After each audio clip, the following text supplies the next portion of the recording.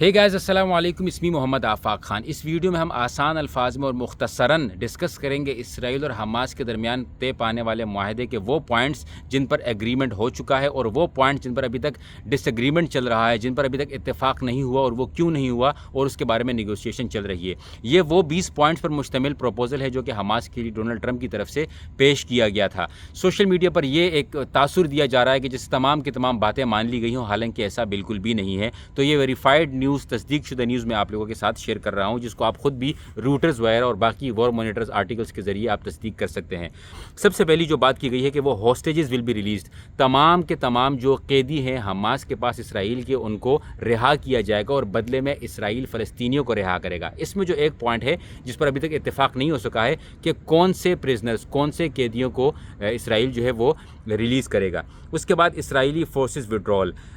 Partially, مطلب initially شروعات میں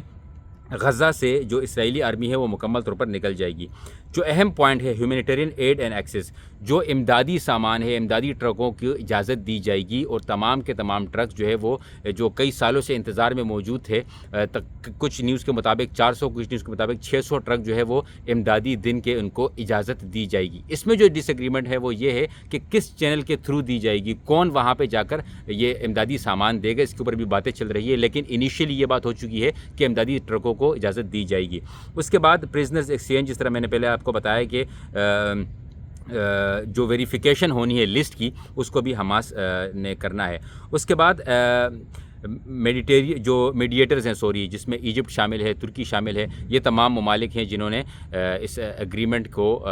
ممکن کروایا ہے۔ اس کے بعد جو چیزیں ڈس ایگریمنٹ ہیں جس کے اوپر اب تک اتفاق نہیں ہو سکا ہے، وہ ہے ڈس آرمنٹ آف حماس۔ حماس نے ابھی تک اپنا اسلحہ مکمل طور پر رکھنے کی اتفاق نہیں کیا ہے۔ حماس کو ایسا لگتا ہے کہ اگر وہ مکمل طور پر اپنا اسلحہ رکھ لے، سرنڈر کر لے، تو اس سے جو ہے وہ علاقے میں اور زیادہ اسرائیل کی طرف سے ظلم ہو سکتا ہے، جس کی وجہ سے وہ اس بات کو نہیں مان رہے۔ دوسرا، فل وڈرول آف اسرائیلی فورسز، اسرائیل کی طرف سے بھی یہ بات کی گئی ہے کہ بھئی ہم بھی مکمل طور پر تمام علاقوں سے نہیں نکلیں گے، کچھ عرصے کے لیے، کچھ وقت کے لیے نکل جائیں گے، لیکن مکمل طور پر ہماری وہاں پہ ایگزسٹنس نہ ہو، ایسا ممکن نہیں ہے۔ اس کے بعد permanent ceasefire versus temporary pose,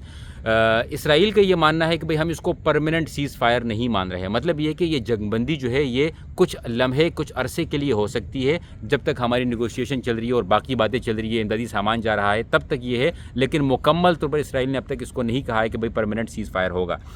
اس کے بعد حماس کی طرف سے یہ کہا گیا ہے کہ جو پوسٹ وار ایڈمنسٹریشن، کہ اگر جنگ ختم ہوتی ہے تو پھر غزہ کو کنٹرول کون کرے گا، جو بات حماس نہیں مان رہا، جس میں ٹرمپ نے کہنا ہے کہ بھئی کنٹرول کرنے والا میں ہوں گا اور ٹونی بلیئر ہوگا، اور ان اشخاص پر حماس کو بہت بڑا ڈس ایگریمنٹ ہے، جو کہ حماس اس بات کو نہیں مان رہا ہے۔ دوسری بات یہ ہے کہ اب تک اس بات پر بھی اتفاق نہیں ہوگا کہ اس بات کی گارنٹی کون لے گا، اور یہ جو سیز فائر ہوا ہے یا یہ جو باتیں ایگری ہوئی ہیں، ان باتوں کی کون سے ممالک ہیں جو گارنٹی لے رہے ہیں، اس پر بھی اب تک اتفاق نہیں ہو سکا۔ اگین، جس طرح میں نے آپ کو بتایا کہ وچ پریزنرز، کون سے ایسے قیدی ہیں جن کو اسرائیل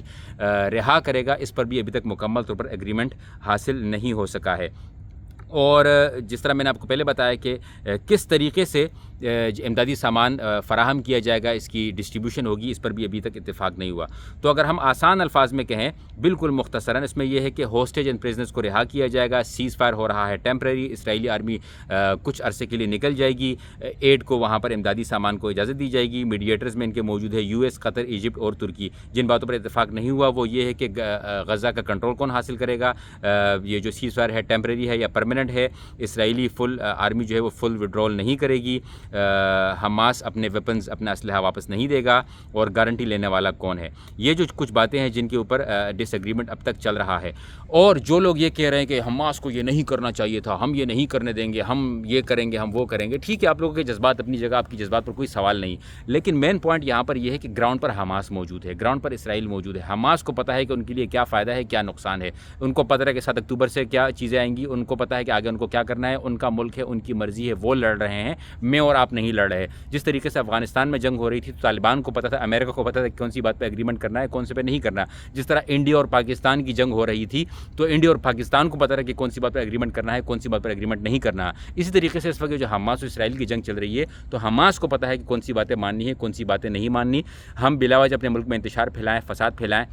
اس کا کوئی فائدہ نہیں، کیونکہ ہمارے پریشر سے ایسا نہیں ہے کہ حماس کوئی بات مانے گا یا نہیں مانے گا، وہ ان کا اپنا کرنا دھرنا ہے، ان کی اپنی مرضی ہے۔ اور اب تک کی جو اگریمنٹ ہوئی ہے اس میں یقیناً صرف اور صرف فلسطینیوں کے فائدے کو دیکھتے ہوئے، عام سویلینز کے فائدے کو دیکھتے ہوئے اگریمنٹ ہوئے ہیں۔ آپ نے جن اگریمنٹ کو اگر آپ پڑھیں تو آپ کو اندازہ ہو جائے گا کہ اس کا اصل مقصد صرف اور صرف ان عام سویلینز لوگوں کی جو ہے خون ریزی کو روکنا ہے۔ 67,000 سے زیادہ لوگ شہید ہو چکے ہیں، ان شہادتوں کو اور روکنا ہے۔ جو ہو چکا وہ ہو چکا، اس کے اوپر تو ہم کوئی بات نہیں کر سکتے، صرف شرم کر سکتے ہیں اور اپنے آپ کو برا بھلا کہہ سکتے ہیں، اپنے حکمرانوں کو برا بھلا کہہ سکتے ہیں، اس کے علاوہ ہم کچھ نہیں کر سکتے۔ تو اس وقت جذبات کے بجائے جو کچھ ہو رہا ہے اس کو سپورٹ کیا جائے، لیکن اس کا مطلب یہ نہیں کہ مکمل طور پر ہم لوگ غزہ سے اپنا فوکس ہٹا لیں، اسرائیل جو ہے وہ فلسطین سے اپنا فوکس ہٹا لیں۔ ہم نے اپنا فوکس جاری رکھنا ہے، ہم نے اپنی